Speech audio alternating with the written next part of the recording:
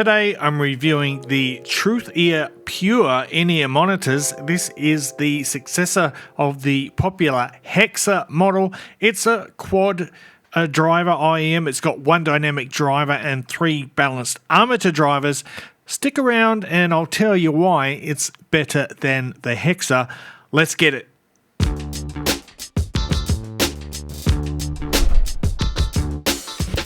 What's cracking, audio fans? It's David here from Prime Audio Reviews.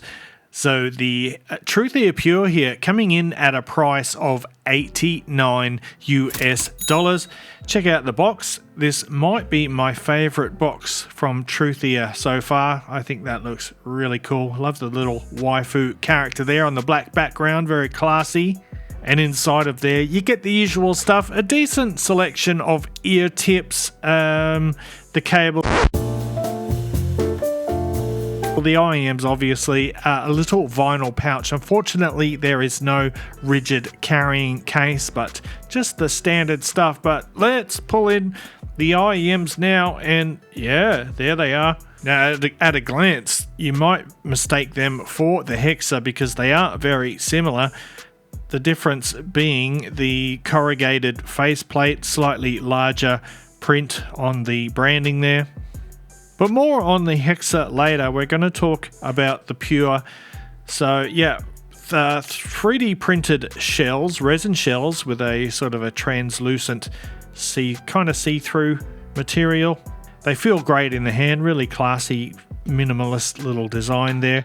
And just like the Hexa, I find these to be really comfortable. I can wear these all day long without issue, but you don't care about none of that, I'm sure. You just want to know how they perform, how do they sound. Well, let's dive into it right now. First things first, the Pure is an efficient IEM. It doesn't require much power. You don't need an amplifier or anything. You can plug it straight into a smartphone or a basic dongle DAC. Now, Pure's sound signature, basically, I guess they were aiming to keep what made the Hexa so popular, while at the same time addressing the main criticisms that the Hexa got from people in the public. And as a result, the Pure has a light V-shaped presentation with a bass response that's more sub-bass focused and an elevated upper mid-range.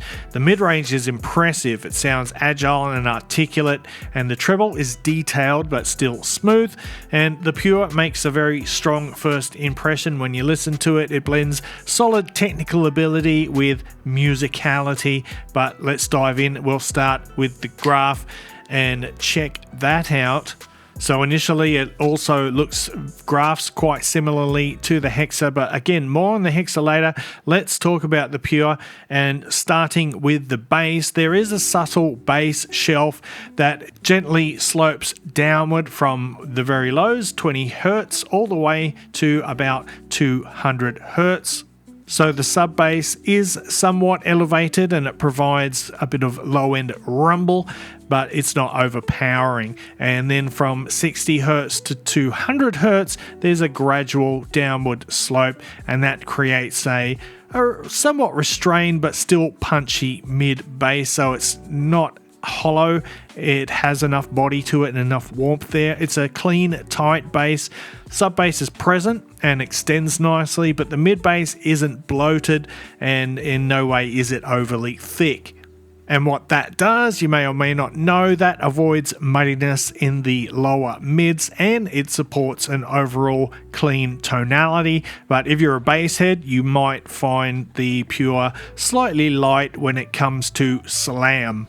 Moving on to the mid-range, and the lower mids are just slightly recessed following that gentle downward slope from the bass. The dip in the lower mids helps maintain separation between the bass and the mids, giving the overall presentation a nice, clean and uncluttered feel.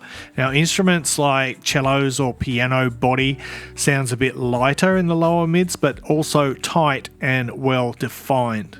And then we've got the typical sort of upper mid-range peak around 2.5 to 3 kilohertz, and what that does is it brings clarity and presence to vocals and guitars and other mid-range forward elements, and this gives the mids a nice lively forward character without sounding nasal and without sounding shouty. And the gain in the upper mid-range peak is moderate rather than extreme, so it provides energy but without harshness. Next up, we've got the treble, and the treble is clean and it's detailed, slightly energetic, with just enough lift to highlight nuances in the music, but without crossing into harshness. It's very smooth. There's ample speed, there's ample precision in the treble, and that's aided by the speed of those balanced armature drivers. It doesn't sound peaky or splashy in any way. In short, it's a technically competent treble with a touch of sparkle that is designed to bring out micro details, but at the same time maintaining that smoothness and non-fatiguing tonality.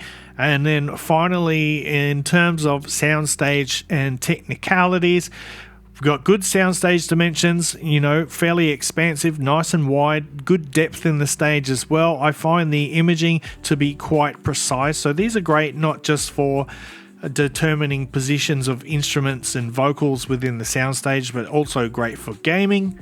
We've got good instrument separation that's facilitated by the speed again of those balanced armature drivers and the sort of restrained or the tightness of the bass, which doesn't muddy up the sound at all. And in terms of overall resolution, it's really good. We've got nice, clear, vivid imaging and separation, and just everything sounds on point.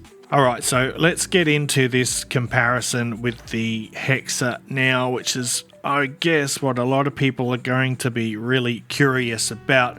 Now, I'll actually throw up the graph of these two now, and you can see there that what the Pure does is basically lift the frequency response about 3 or 4 dB from the very lowest sub bass all the way up to 1 kilohertz, or that core mid-range. And what that does, it just gives the low end a little bit more body and fullness, and it's not that much noticeable in the quantity of the bass, but for me what that does most significantly is it enriches the mid-range and just gives the mids a bit of a more natural body and warmth, and I think it's really paid off. I do like the Hexa a lot. It's a very spacious, sort of airy IEM, but the Pure sounds a bit more lifelike, definitely more engaging, just a bit more upfront.